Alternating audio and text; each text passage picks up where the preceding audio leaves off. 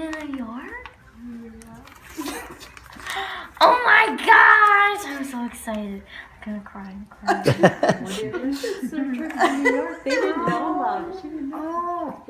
I got into fashion probably because of my dad. Ever since I could hold a pencil, he taught me how to draw, and then that kind of translated into just other creative things. I used to have an entire bin this big full of Barbies, and I would take their hair out and do different hairstyles. I would use pieces of fabric and create new outfits for them. I was just a very artistic kid, but a lot of my art was surrounded around clothing and designing clothing. My mom and my dad both love fashion. You can go back and see baby pictures of me, and I always had a cute outfit on. My mom, she said as soon as I could, I was picking out my own outfits. I noticed from a young age, when you put a certain outfit on, it can make you feel just super confident or kind of feel like an entirely new person. My dad would always have me watching the Style Channel, What Not to Wear, and Project Runway, and extreme makeover shows. Fashion has always been more of a thing with my dad. My mom has always been on the side and supportive of it all, but my dad, he's always been the more involved parent. What I realized throughout this whole experience is my parents, compared to a lot of people's parents, and I'm really lucky with this, are very supportive, and they've always been super encouraging. When I set my mind on fashion, my parents were go for it, we know you can. My art teacher, Miss Laskowski, she saw me grow with my interest in fashion and get more serious about it. She was the one who got me started looking at schools for fashion. I just immediately was I want to go to New York because it's a fashion capital. And then my dad, he was okay, let's go. My sophomore year, I visited New York for the first time and visited the school. Where? Across the street from FIT right now. And that is when I decided that I wanted to be going to FIT, the Fashion Institute of Technology.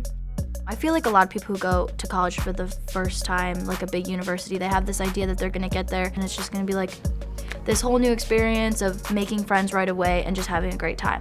And that's not what happened to me. I'm a very emotional person, and I'm also very family and friend oriented. I don't like being alone a lot. I like to have people around me. It was basically my first time ever being on my own.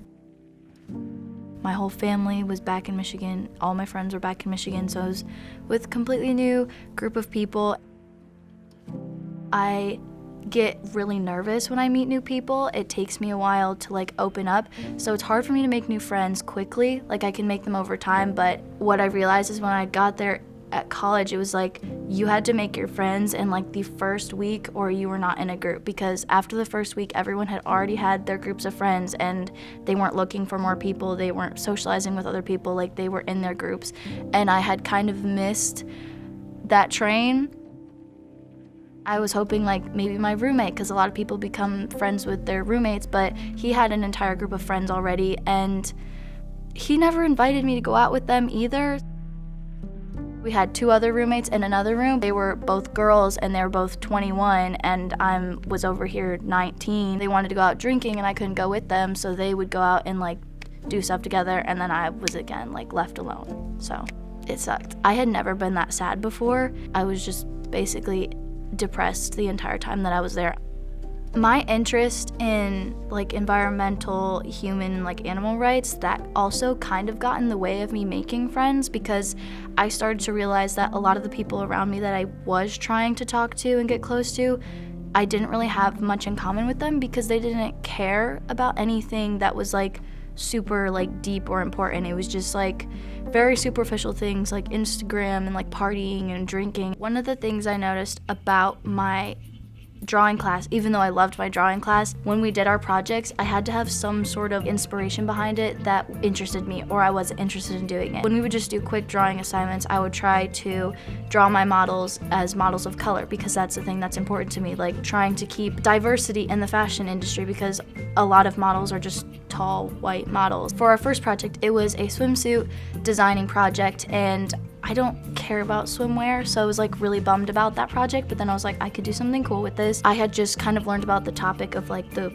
Great Barrier Reef dyeing. I could make that my inspiration. I made the swimsuit silhouettes mock surfwear, because surfers are people that actually care and appreciate the ocean because like they're in it all the time. I tried to use colors that were darker because it's like a dark subject, like the coral reef is dying, like it's sad. There was a specific fabric I used called fishnet that has a bunch of holes in it to mimic like the nets that all the bycatch of the animals that are dying in the fishing industry. For our final project, we had to do a collaboration with like an idol and Chanel. And originally I wanted to do Jane Goodall because she like has worked in the forest with the monkeys, and I wanted to do someone who wasn't just like a pretty actress as my idol.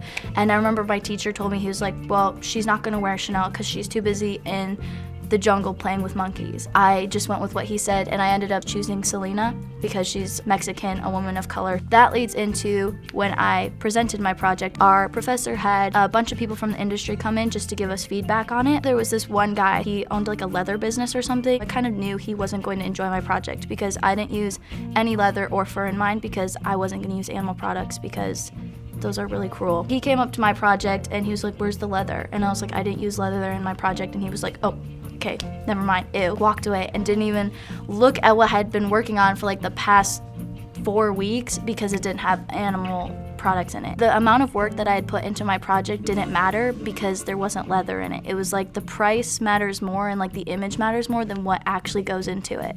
When I signed up for classes, you have to take 2 liberal arts classes. And at first, when I signed up for them, I was really dreading those classes because I thought they were gonna be boring. But in the end, English ended up being my favorite class because our professor, he let us just free write about topics that we enjoyed. And I ended up being so much more passionate about like just these 15-minute pieces that I was writing than anything that I was doing in any fashion class. I remember after one of them that I shared out loud, he was like, you should go into politics. And I was like, maybe I should.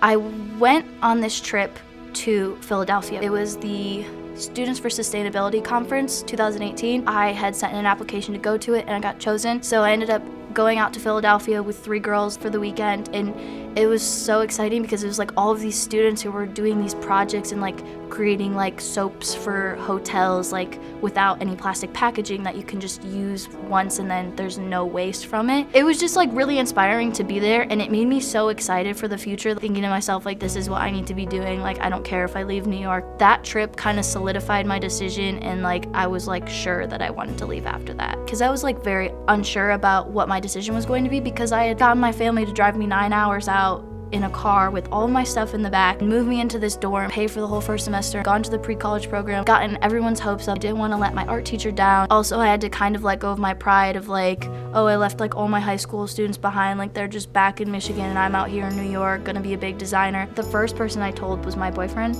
at the time. He's kind of the one who made me feel okay telling my parents because he told me, it's your life. If you don't want to be there, then you have to tell your parents and you have to leave. You're not going to live your life doing what other people want you to do because even if you do, you're not going to make everyone happy, so you might as well just do what you want. A lot of people, when I tell them that I was in fashion and now I've completely switched to environmental science and film, they're like, oh, that's like a big jump and that's kind of a weird combination. I already knew that I was interested in film. I wanted to go to environmental science so I could have like a science degree along with a creative degree that can go hand in hand. And what I hope to do eventually is make like documentaries for like National Geographic.